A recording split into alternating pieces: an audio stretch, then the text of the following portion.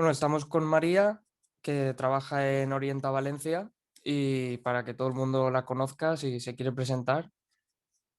Hola, soy María Homsani y soy técnica de apoyo en Orienta. Durante 2 años coordiné el grupo trans de Lambda.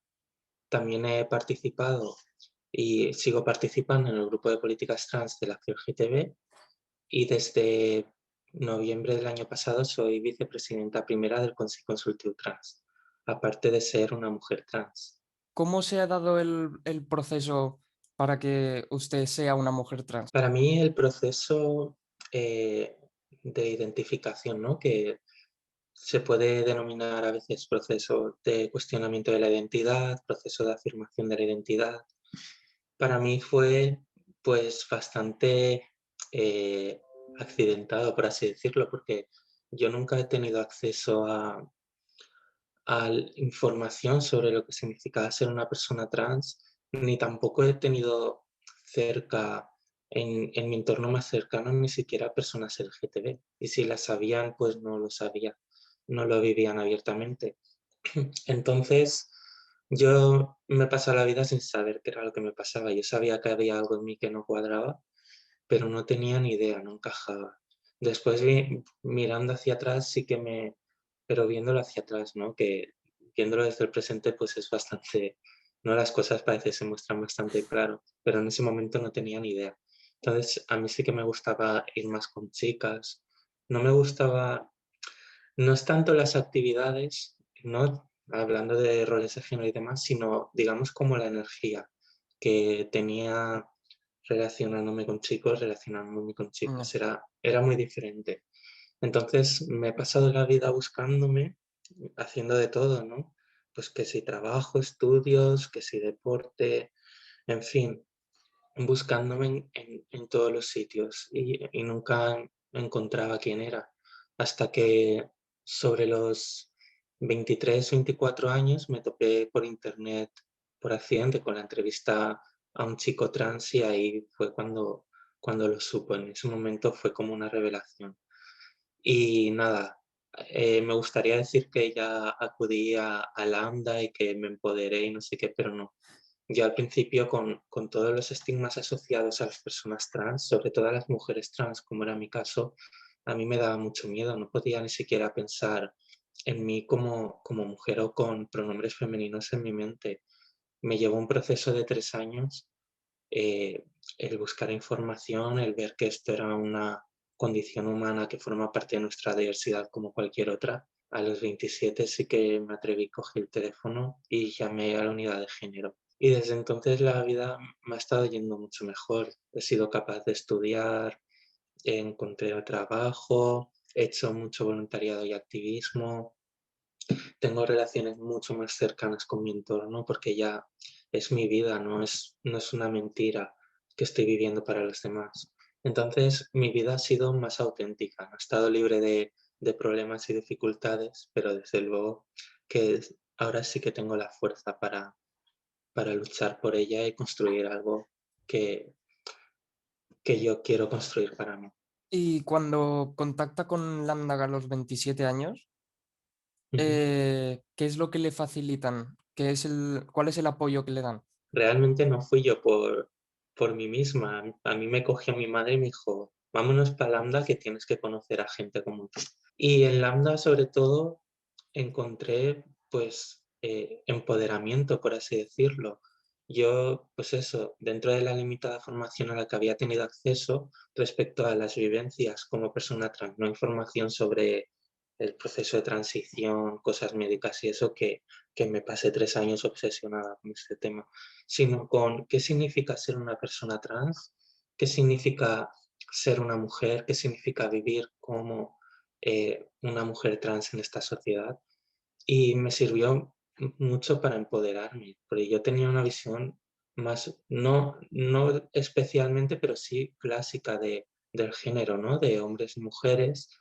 Y llegué a Lambda y también me empapé tanto del tema LGTB como del feminismo. Y empecé a ver roles de género, el género como espectro, conocí a personas no binarias y ahí también me entró como una segunda crisis porque me rompió todo. Yo pensaba que ya lo tenía claro, ya sé el camino, y me lo volví a romper todo y me tocó volver a reconstruirme teniendo en cuenta eso, el género como constructo social y demás. Pero bueno, después de esa segunda crisis, yo he salido más fuerte y con las ideas más claras todavía. ¿Cómo fue la relación en casa y con las amistades al explicar la situación? Yo empecé la terapia hormonal antes de contárselo a nadie, a mi entorno más próximo, porque era como que lo necesitaba, ¿no? Mira, aquí tengo la prueba de que esto es en serio y no se me ha ido la pinza. Y, y nada, empecé en la terapia hormonal en noviembre de 2017 y yo pensaba, bueno, ya por verano del año que viene ya se me notará y ya lo diré cuando no lo pueda esconder. Pero al mes, me duró un mes porque es que al mes era ya como, joder, es que ya lo tengo aquí. O sea, ya tengo lo que necesito para ser yo misma. Es que no puedo esperar más. ¿Qué pasa? Que eso tenía mucho miedo. Así que lo que decidí fue escribirle una carta a mi madre contándole las cosas porque cara a cara no me hubiera atrevido nunca. Y un día que le llevaba al trabajo, cuando llegábamos, le di la carta y le dije, léela cuando me haya ido. Y nada, me llamó a los 10 minutos así y nada, no le cogí el teléfono. Me fui a mi casa y tuve que tumbarme un rato para poder despejarme porque tenía muchísima ansiedad. Y nada, ya unas horas después que me volví a llamar, ya le cogí el teléfono, quedamos y nada, me abrazó y fue todo muy bien.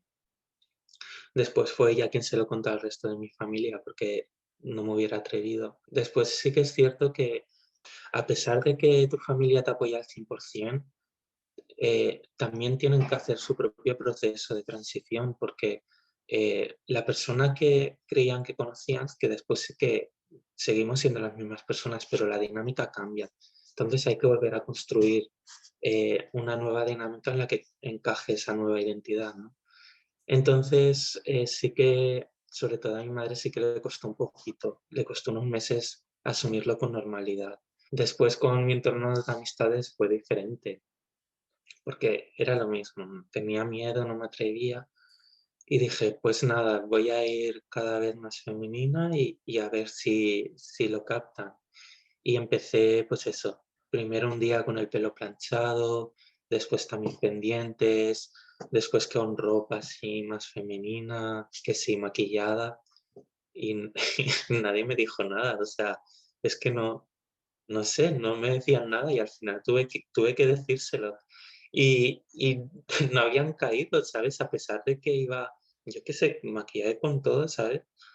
Y resulta que se pensaban que me había hecho metrosexual. Hostia. Pues nada, me tocó, al final les dije claramente, no, soy una mujer trans y esto es lo que me pasa y por eso habéis estado viendo estos cambios. Y tampoco tuve problema, me aceptaron completamente. Me llama la atención cómo fue lo de contárselo a su madre por carta, la verdad. Hay veces que sí que no nos atrevemos a lo mejor a decirle algo a alguien tan importante como puede ser nuestros padres. Ujú. Em,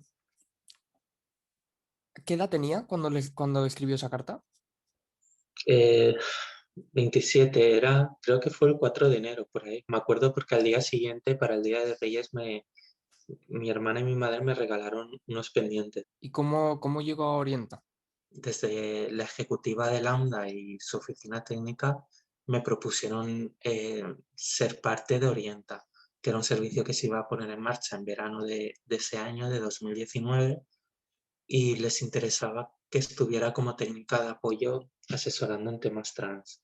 Entonces para mí fue una oportunidad caída del cielo, no solo por el hecho de que era un trabajo digno, porque eh, yo no tenía mucha formación y después siendo mujer trans, de hecho, poco antes de que me ofrecieran esto, teniendo experiencia en el tema de la informática, que era el grado medio que tengo y que he estado trasteando con ordenadores toda la vida, pues a mí me rechazaron por ser trans y muy descaradamente. Entonces, para mí fue una oportunidad de oro y aparte de dedicarme a algo a lo que me quería dedicar, que era empoderar a otras personas trans y servir de apoyo. ¿En qué consta su trabajo en Orienta? Como técnica de apoyo, pues eso, te encargas de asistir al área social, al área legal, al área psicológica, con cualquier asunto que pueda necesitar para elaborar trámites o buscar recursos o lo que sea. Pero aparte de lo que implica ser una técnica de apoyo, por mis características, también me encargo del tema trans.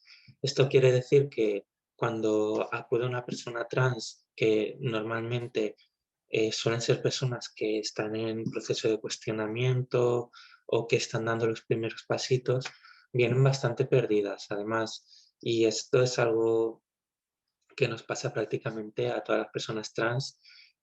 Buscamos muchísima información por Internet y en Internet hay mucha información que no es verdad, que es solo que es media verdad o directamente son tonterías.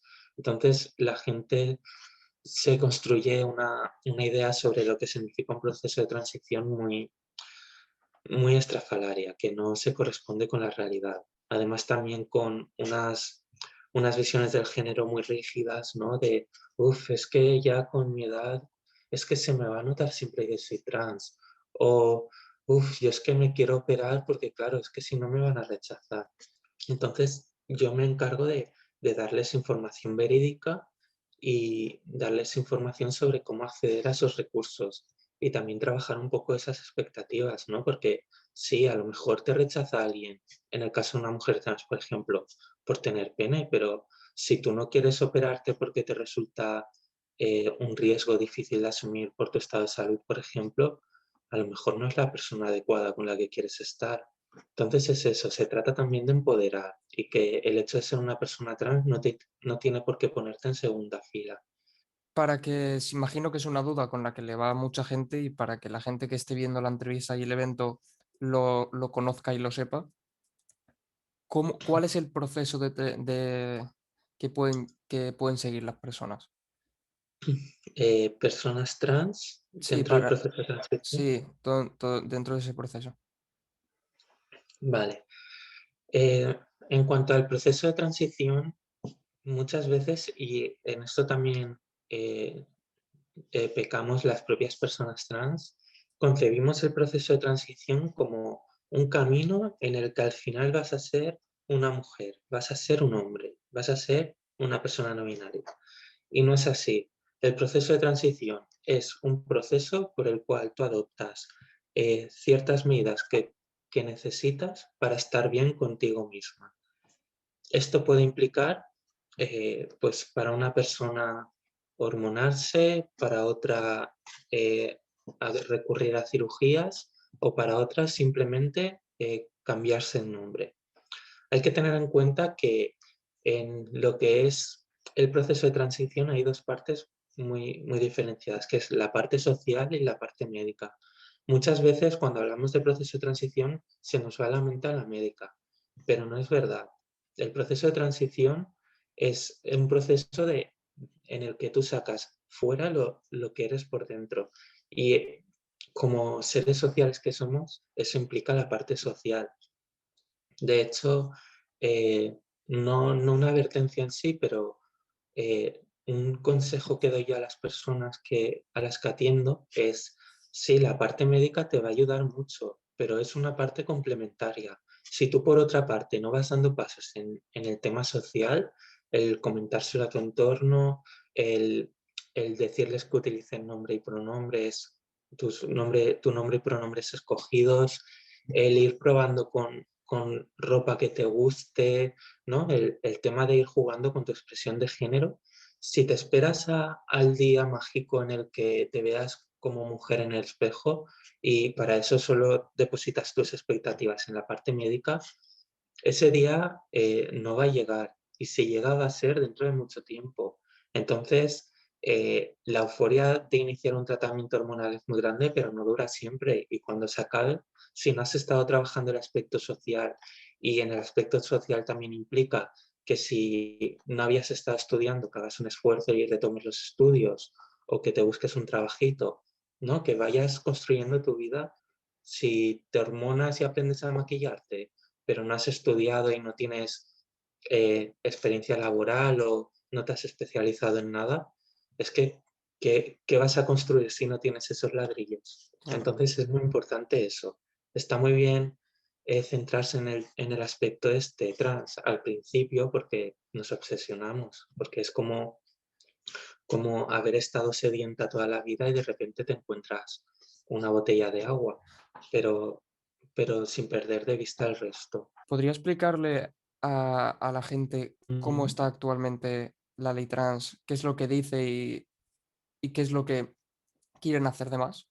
Hoy tenemos una ley que es que muy coja y es patologizante. Entonces, la ley estatal va a ir en línea de las leyes de países como Argentina o Uruguay y de algunas leyes transautonómicas como puede ser la valenciana, que regulan sobre todo el tema de lo que se llama la autodeterminación y la despatologización, que básicamente viene a decir que tú eres quien dices ser y ningún médico tiene que darte permiso para ello ni tutelarte. Y también aplica una serie de medidas en todos los ámbitos en los que una persona trans está en desventaja respecto al resto de la ciudadanía. Esto implica medidas en el ámbito educativo, en el ámbito sanitario, en el ámbito laboral, familiar, para personas menores de edad, para personas mayores. Entonces, lo que va a traer esta ley es lo que pasó en su momento con la ley de 2007, ¿no? Proporcionarnos una garantía de que nuestros derechos van a ser respetados, que antes teníamos que asumir, ¿no? O que luchar porque se respetaran. Entonces es un paso más de cara a que las personas trans seamos ciudadanía como el resto y no estemos más en los márgenes del sistema.